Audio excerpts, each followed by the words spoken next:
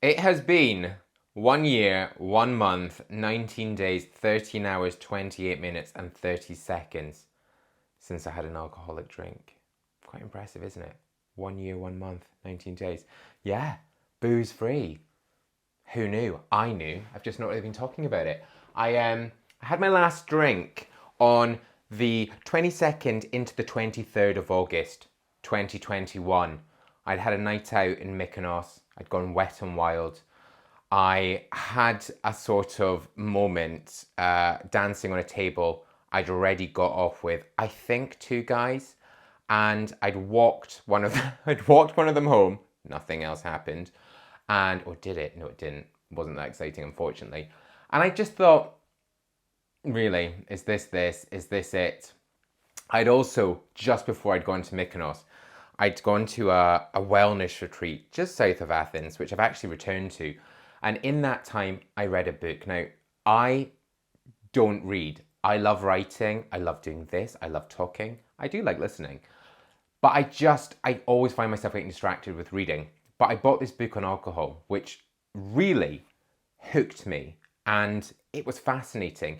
It wasn't one of those do-gooders self-help books. I'm just not into that, honestly. And this is not what this is about. I'm not going to say, I have found the light. This is not this. You do you. And I'll tell you a little bit about me doing me.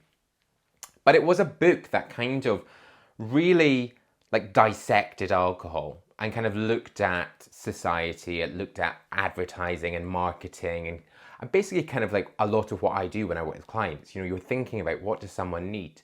And the whole alcohol thing I just find fascinating. So it kind of took it to me in a way that I like and the kind of language that I talk. And I'd read about this and I thought, you know what, I might just give this a go and just kind of not drink for a bit. Then I went to Mykonos, went wet and wild, and then sort of sat by the pool the next day and just thought, you know what, nah, I'm done with this. And alcohol has been a huge part of my life up until this point, up until a year ago. It was something that I would use to meet people, friends. You know, a lot of my very closest friends I met on a night out. It was something I used in order to relax. It was something I most definitely used in order to switch off. I find, and I think it could be also to do with this, had started my YouTube channel 9 years ago, and I have spent a lot of my working life looking at myself and analyzing and seeing every single angle and knowing how I talk and thinking about how I present myself. And over those years, I've tweaked things, my voice has changed slightly, and with alcohol, it allowed me not to do any of that. I stopped stage managing myself. I stopped sort of being stood out of my body and looking in and seeing the interactions I was having with people and thinking, what do they think of me? How am I dressed? How am I holding myself? And actually, alcohol I really enjoyed because if I blacked out, that was the best thing because I wasn't thinking about all these little things. So that became something that I became quite used to, and it was definitely a coping mechanism. So I enjoyed that, and I just enjoyed, I think, feeling a little loose and just like I am a perfectionist. I like things done in a certain way. I like to achieve. I like to just be good at things, and I felt with alcohol it just removed all that pressure that I put on myself. So I enjoyed it. And so like from the age of 18 when I went to university up until, so I'm 35 now, 34 when I stopped drinking, I was, alcohol played this sort of central part of my life. And when you'd meet a friend or you'd go dating, you would always, let's go for a drink, let's go for a drink. I've had a good day, I'm going to have a drink. I've had a bad day, let's have a drink. Oh, today was fine, but do you know what, let's have a drink. And it is so central to life that it's just too much. I had, I think during lockdown, the first lockdown, which I did like totally alone for 3 months, I was working like harder and faster than I ever had, creating more content, looking for opportunities commercially so that I could keep my business going, but also to keep my mind on something because like I was lonely. I didn't have anyone around me. So I just really worked super, super hard. But into the evenings, I needed this like physical disconnect from working. So I would make cocktails, I would drink wine, I would like have a beer, I would drink gin, and after that I would have a whiskey. So I kind of got into a bit of a routine of just constantly drinking. I would then the next day get up and exercise harder and faster than I've ever exercised. So I was very much like able to still do all of this. And I kind of just got to a point that I was like, what is this? Like having a hangover or being like a bit foggy or just mentally not feeling so on it just became a norm. And like that isn't healthy. Like that's not good for anyone. I also was like, I'm now living in Edinburgh, by the way. Hi, if you've just caught up with this. Is that my doorbell?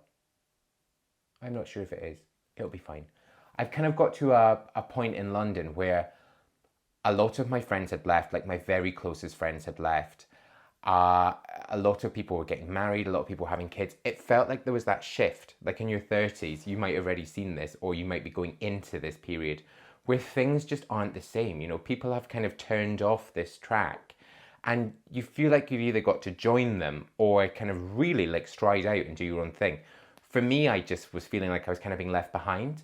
Like had my business, I was loving working, but in my personal life, I didn't have all of that. So like I was thinking about where I wanted to be, but also kind of doing all these things where alcohol was still really central.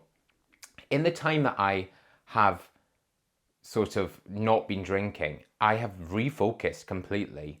I've kind of been thinking more about like, what do I need?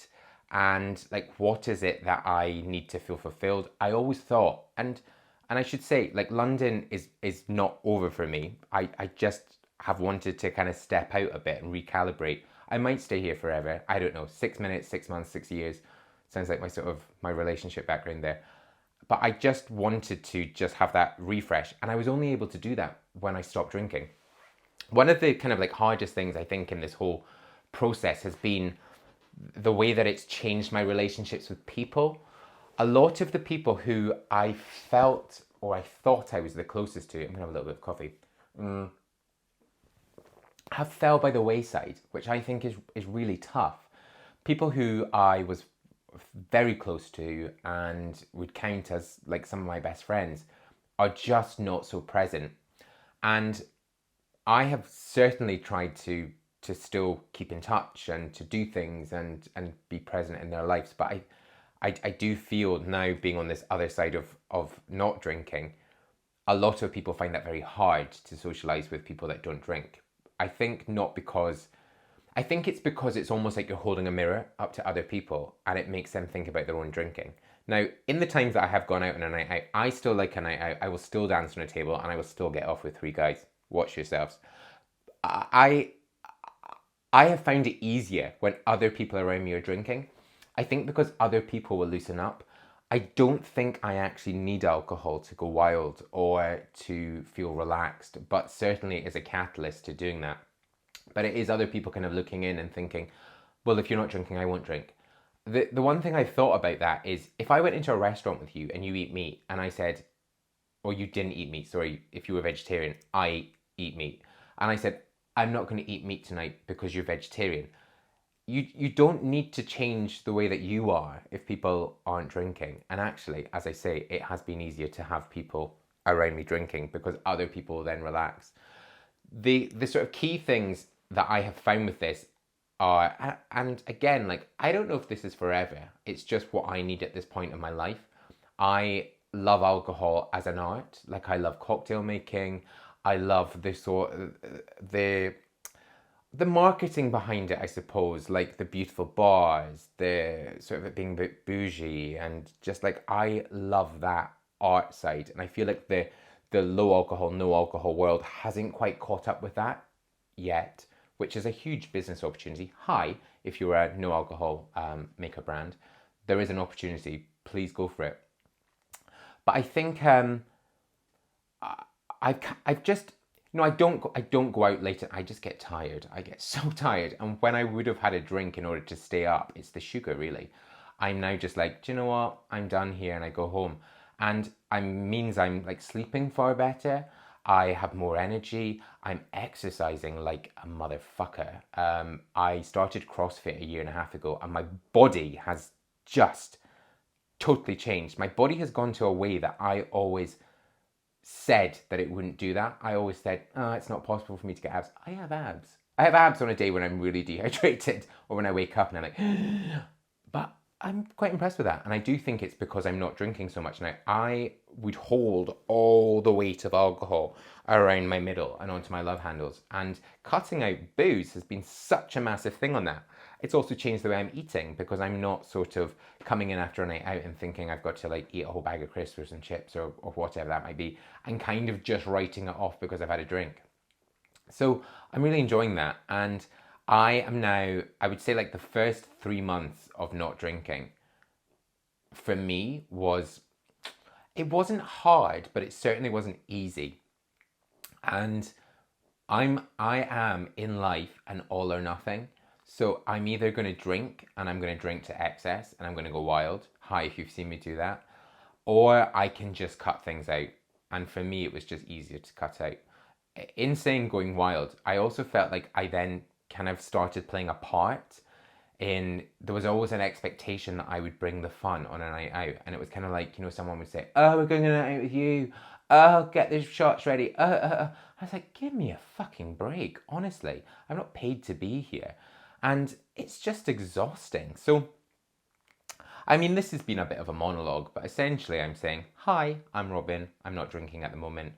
If you're thinking about not drinking at the moment, give it a shot. And if you've got a friend that's thinking about not drinking for a bit, tell them to give it a shot. It's you save money, you feel better about yourself.